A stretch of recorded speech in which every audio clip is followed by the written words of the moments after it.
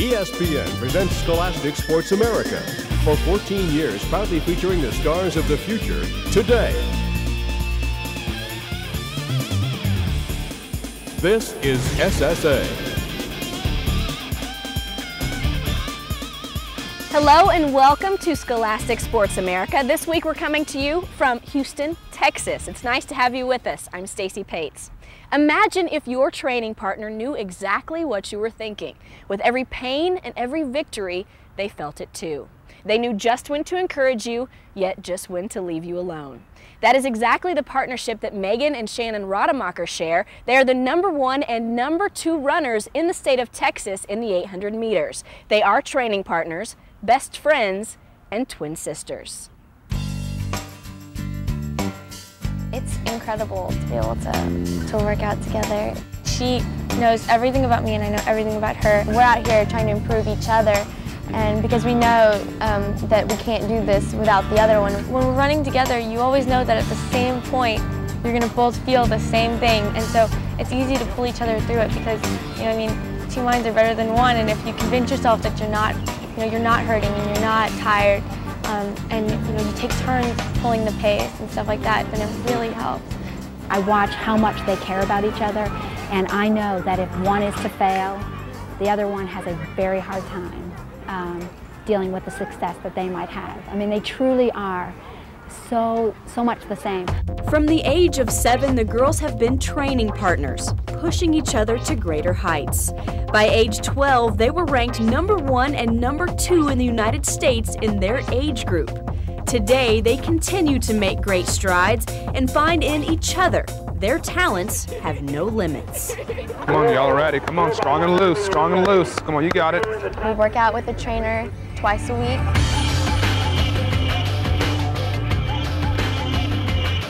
He works on agility stuff with us. He makes us stronger, and he's done a wonderful job. Look on those toes, real light. Don't let me even hear you when you touch the ground.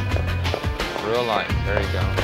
Good. They work really, really hard. I mean, they're great to work with because they work so hard, and and they really come a long way in a very short period of time just because they work so hard and they're willing to do anything wacky that I ask them to do. Come on, got you all the way down. Push, chin. Good, tight, step down. Good job. As they get stronger and they continue to get stronger, their times are going to get better and they're going to do great. I mean, I see them doing phenomenal. Fazoli's is kind of like the hangout place. The night before a meet, what we do is we all kind of hang out there and eat pasta and breadsticks because for the carbohydrates and just because the breadsticks at Fazoli's are like the best. Hi everybody, we're at Fazoli's and this is the day before the district championships. This is Meg, this is my sister. This is Adam Davis.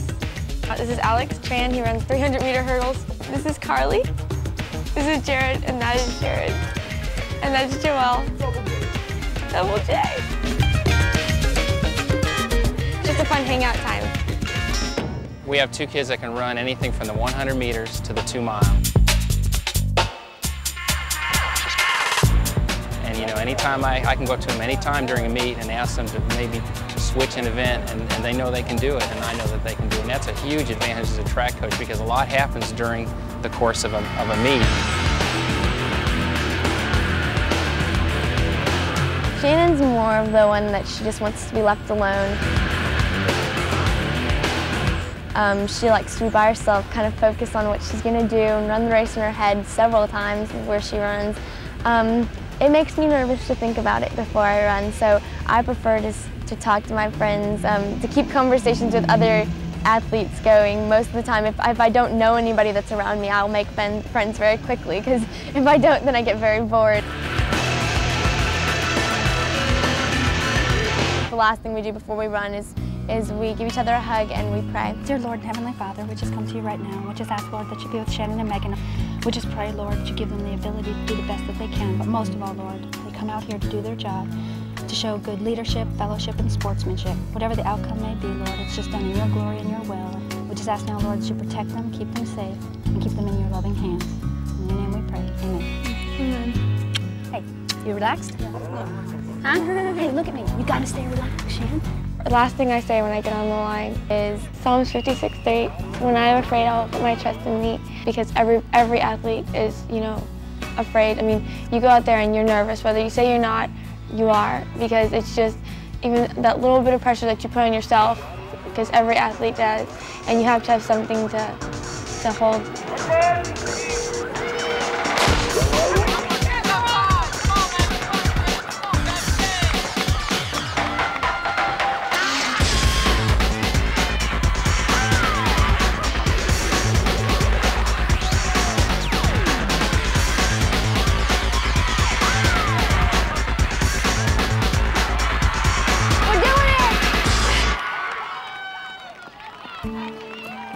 Running, lots of people ask us, well, is there a competitive nature between y'all? Do you get mad at her when she beats you? Does she get mad at you when you beat her? And really, we've never thought of it like that. Whenever she's beat me, even though I felt like, oh man, I knew I could have done that, I've known that she's happy about what she did, and I'm happy for her, and she's the same for me. Nobody looks and says, oh, well, Megan's ahead of Shannon. They think, oh, those Radermacher twins are, you know, running well again this year. They don't look at that. Most people don't even know, you know, the difference, and that's the important thing, is that we come together and run as a team and as a unit. They really do feed on each other. They love spending time with each other. Really, that's what makes them tick. Everybody has a talent, and you know, something that God gives them, and I believe that this is mine and hers talent, and this is how we're supposed to, you know, minister to other people. And you know, this is just our gift, and I wouldn't give this up for the world. This is the best thing in the world, and I love it so much, and I know she feels the same way. Megan and Shannon Radermacher are two of the most incredible young women I've ever met. I'm so thankful to have met them and their family, and to think I get paid for this job. Hey, don't go anywhere. We are just getting started. Later in the show, we'll head out west to a softball tournament where the nation's best teams try to get a jump start for the national championship. We'll introduce you to, believe it or not, yet another set of twin runners and two more high school athletes who turned pro. No, not a basketball player, a tennis phenom and a boxer.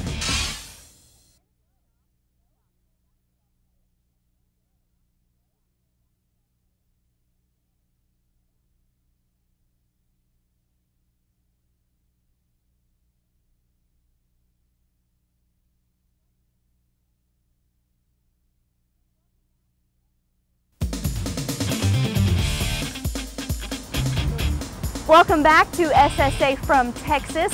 One of Houston's newest attractions is Enron Field. It was opened for the first time on March 30th and is home of the Houston Astros. Now, this house cost $250 million to build, but certainly worth the money to the community and, of course, the team. Well, the 2000 Ramada Express Tournament of Champions proved to be every softball player's dream come true. 40 teams, including many of the preseason nationally ranked programs, came to Bullhead City, Arizona to showcase their game in front of the nation's top competition.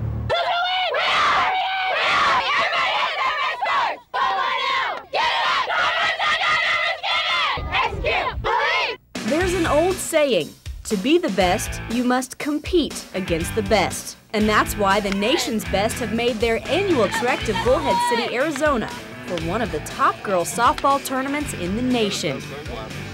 There is another saying, history repeats itself. Well, if that is the case, then this year's championship game should be a thriller. Last year, Clovis High from California was down to the last strike when... Yes!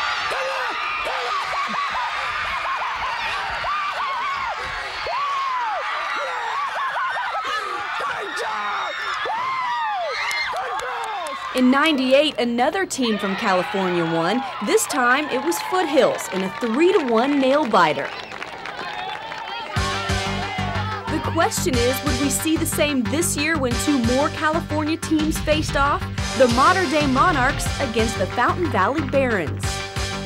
In the final, it was a pitching matchup reminiscent of Pedro Martinez and Greg Maddox. Mater Dei's flame-throwing Tia Bollinger against Fountain Valley's dominator, Natalie King. As you would expect, it was the classic pitcher's duel. Fountain Valley had 2 scoring threats early in the first and third innings, but Bollinger was able to put out the fire on both occasions. Meanwhile, King was ripping through the Monarchs' #1 ranked team without any serious scoring threats. The game was scoreless heading into the 8th inning when Mater Dei finally broke through. Pinch hitter Casey Phillips drove home Desiree Gutierrez to give the Monarchs the 1-zip lead. In the bottom half of the 8th, the Barons had a chance for a tie. Jenny Dozie hit a sharp 2-hopper to short and was just barely thrown out.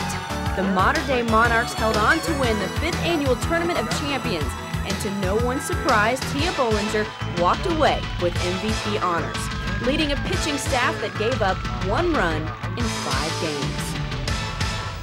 So you want to know just how strong the pitching was? Well, in this 100-game tournament, there were 53 shutouts. And you want to talk defense, 26 of those games were decided by only 1 run. Hey, SSA is coming back from Houston, Texas in just a moment.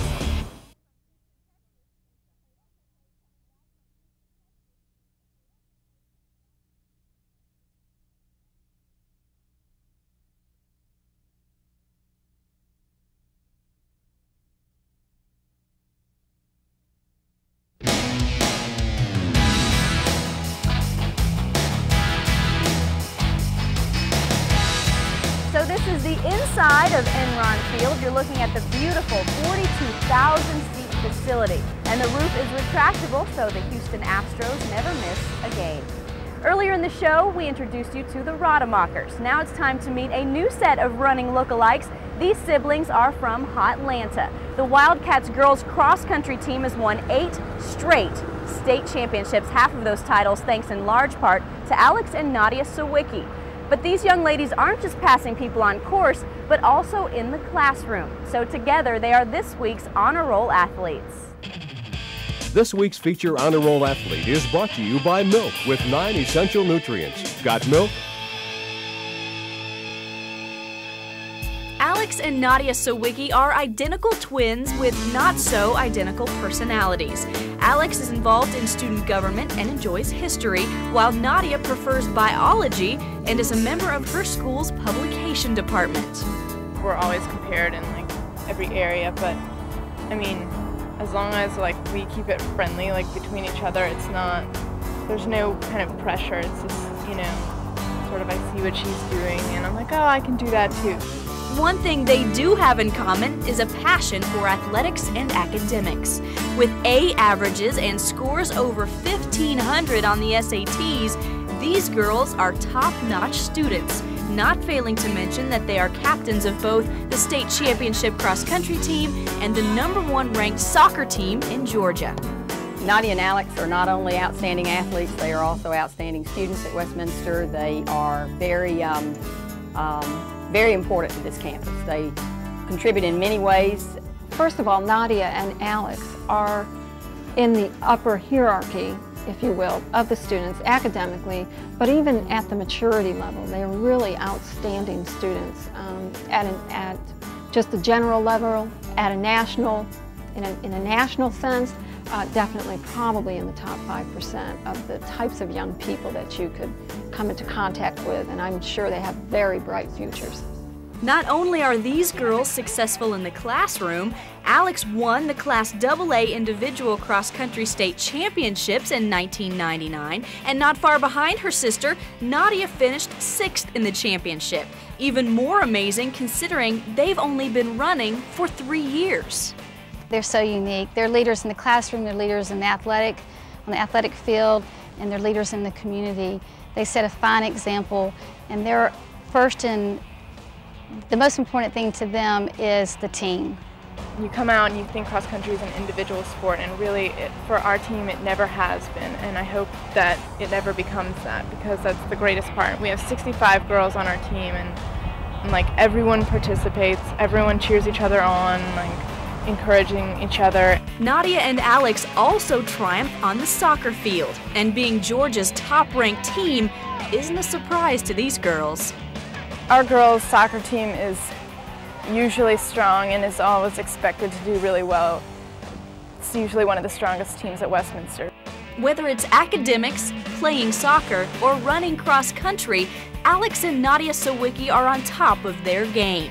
With a promising future ahead of them, my guess is that these twins are yet to reach their peak. Now, in case you were wondering, Alex is the older of the two by just 1 hour, and here's where they get their academic strengths. Their mother is a doctor, and dad is an associate professor at Georgia State University. Now, I know you're not thinking of going anywhere. I'm coming back, so should you.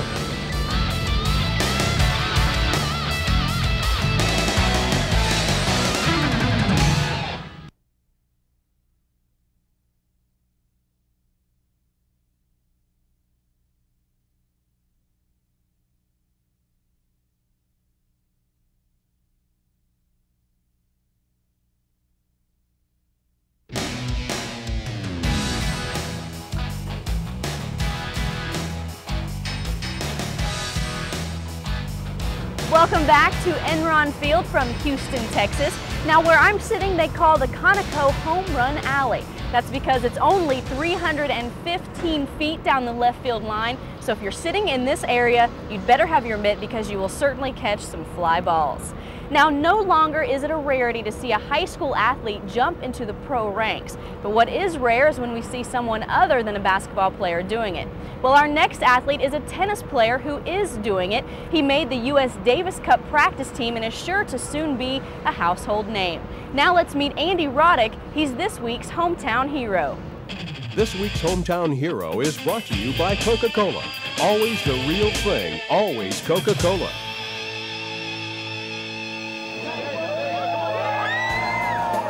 The wave, mom and dad impact stands. No doubt this tennis match was a special one for 17-year-old Andy Roddick as he made his pro debut just minutes from his home in South Florida.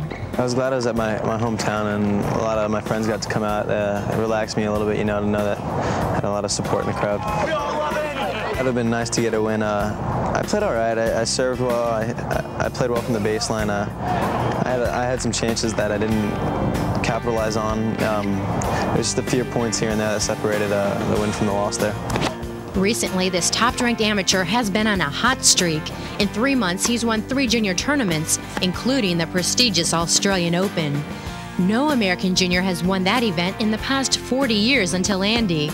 Now he's ready to bypass college next fall in favor of turning pro.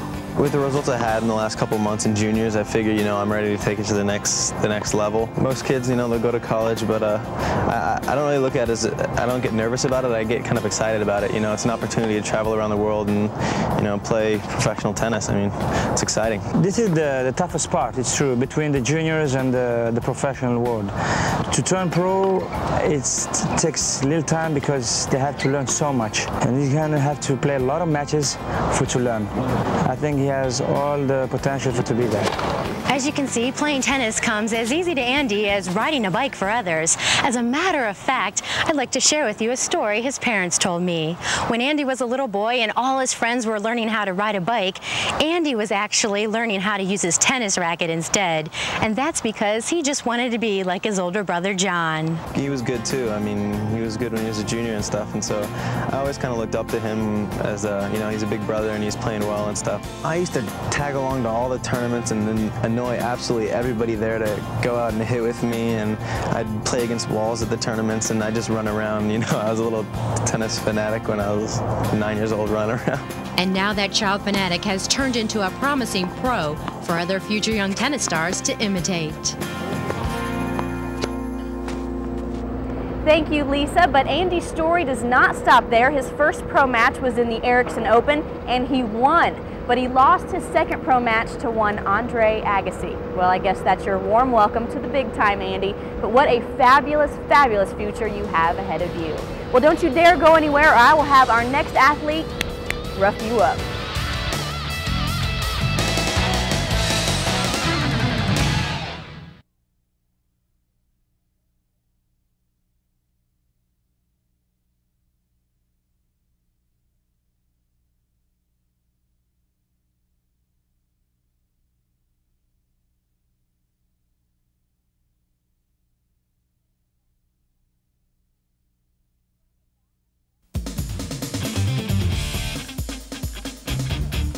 Welcome back to SSA from Houston, Texas. Our next story comes to us from the volunteer state.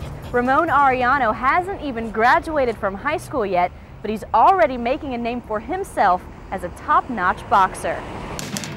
It's not unusual to see dedicated high school athletes working hard in gyms and on playing fields across the country, but it is rare to find these athletes competing on a professional level.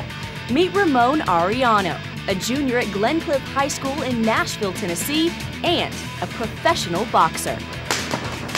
Originally born in Mexico, Ramon's family moved to the United States 14 years ago seeking a better life. Now Ramon is literally fighting to make the most of this opportunity. My first fight was in Raleigh, North Carolina. I fought a guy about 26 years old. He weighed like 10 more pounds than me. And I remember he weighed so much that I had to put ashtrays in my pocket to get the same weight as him. But we won the fight. And Ramon hasn't looked back. Now 19-0 with 16 knockouts, he trains rigorously with trainer father Ramon Arellano Sr., who himself was a former national Golden Gloves champion. I wake up by 4:30 in the morning to run before school. And then I come home in the morning, finish up any homework I have. After school at 2 o'clock, I get off my school and go straight to the gym. And I help my father at the restaurant if he needs help. After that, I go home, finish my homework, and go to sleep. At 6, he started fighting as an amateur, and he did good, and he chose to do that. So I'm very proud for him so I get a chance to train him and be a part of it. And here is where all of the labor pays off. Inside these ropes, this 5'9", 140-pound high school junior hopes to keep his perfect record intact and his boxing future on the uppercut.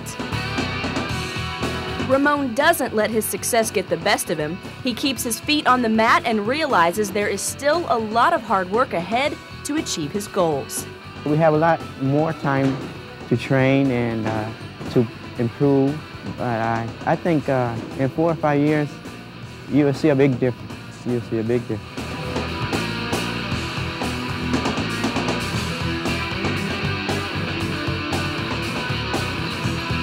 As a boxer, I guess with God's help, my help, his help, and our family's help, he can go all the way. He can go all the way to be a world champion, which is our dream.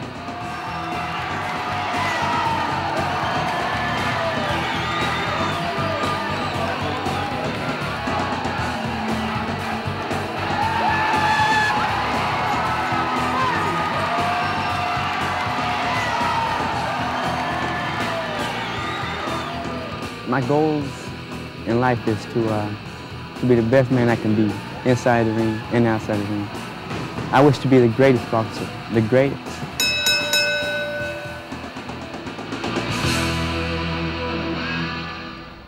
You know, Ramon, one of the first boxers we featured on SSA, made a name for himself as well, Oscar De La Hoya. Well, good things are known to happen to SSA alums. Well, my work here is done, but just for this week, because next Monday, May the 8th, we're going to learn more about the sport of Taekwondo as we visit the Indy Cup Taekwondo Championships. That's next Monday, May 8th, 1 p.m. Eastern, right here on ESPN. I hope to see you then. For everyone at SSA, I'm Stacy Paetz. Have a blessed week.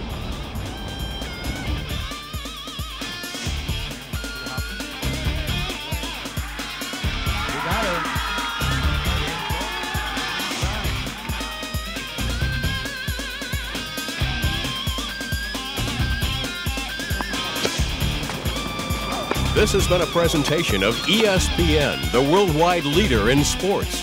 For more, log on to ESPN.com, part of the Go Network. Go.com.